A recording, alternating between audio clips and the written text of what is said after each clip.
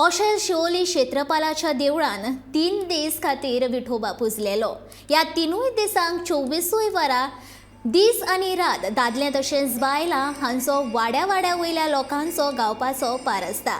देवाचें दर्शन घेवपाक लोक 3 दीस आयिल्ले।